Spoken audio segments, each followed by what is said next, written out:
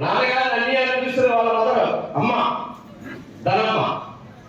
ధనమ్మ మండలాధ్యక్షుడిగా చేసింది ఈ పరిశ్రమే.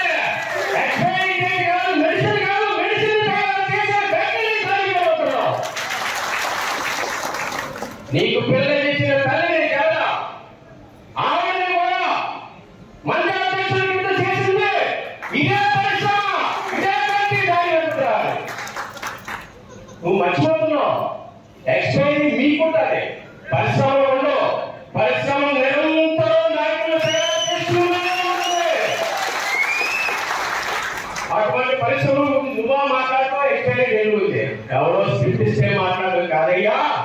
ప్రజలు ఏం కావాలనుకుంటున్నారో, ఏం కోరుకుంటున్నారో నీకు అందుబాటులో ఉన్న ఆర్ఈసీఎస్ మీరు కూడా గతంలో చేశారు. దోషులు చేసిన ఆర్ఈసీఎస్ దగ్గరికి వెళ్ళి ఈ భావంలో వైఎస్ఆర్ కాంగ్రెస్ పార్టీ భావంలో అమలు నేతృత్వంలో ఈ నేతృత్వంలో ఇటువంటి నాయకుల నేతృత్వంలో భూషిని పడి ఏపీసీలో కల్పించినందుకు విలీనం చేసినందుకు అక్కడికి వెళ్ళి మాట్లాడాలి. ఆ జనాలందరి దగ్గరికి వెళ్ళి ఎందుకు మూసేశారు అందరూ కలిసి. అదేవిధంగా సొరపట్టి దగ్గరికి వెళ్ళే ముందు రైతులు కార్మికులు అందరూ కూడా ఎదురు వస్తున్నారు.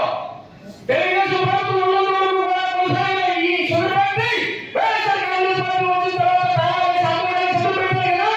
మీ నాయకుని వేరే ఎవరితో సరిగా పారిపోయాడో ఆ నాయకుని పిలిపించాడు. దీనికి సమాధానం చెప్పాలి. అది బాధ్యతలు. మనం పోటీ చేస్తున్నాం కదా, ఏదో నోటుకున్నట్టు మాట్లాడితే అయిపోయేది కాదు. ఏ సమస్యలు అయితే మన ఊరిలో ఉన్నాయో ఆ సమస్యలు తీరుస్తాను. నువ్వు అమెరికా చేసేస్తాను, ఆఫ్రికా చేసేస్తాను అంటే గతంలో చెప్పారు అంతా పని చేసేస్తాను. ఎక్కడ పడతాయి మరి నువ్వు కూడా అమెరికా చేసేస్తావు. బాబు మా అనకాపల్లి ఆధార్ కార్డులో అందరికీ కూడా అనకాపల్లి ఉంది, అమెరికా ఏం మారిపోదు. కాబట్టి